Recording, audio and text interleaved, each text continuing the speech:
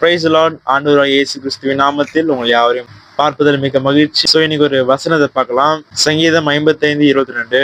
கர்த்தர் மேல் உன் பாரத்தை வைத்து விடு, அவர் உன்னை ஆதரிப்பார், நீதிமானை ஒருபோதும் தள்ளாட விட்டார்.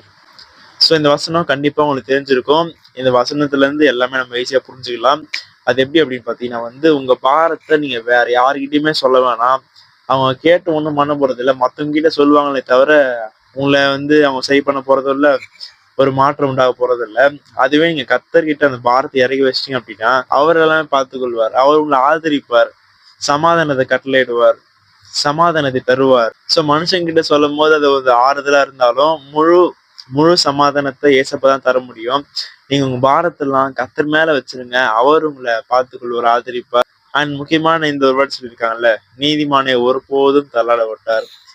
நீதிமான் அவர் எப்பவுமே கைவிட மாட்டாரு, தள்ளாட விட மாட்டாரு. தலை குனிந்த இடத்துல தலைமிருந்து நடக்க பண்ணுவார். ஸோ நம்மளும் நீதிமானாய் இருப்போம். நீங்க தலை குனிந்த இடத்துல அவர் உங்க தலையை உயர்த்துவார். கர்த்தர் உங்களை ஆசீர்வதிப்பார். God bless you.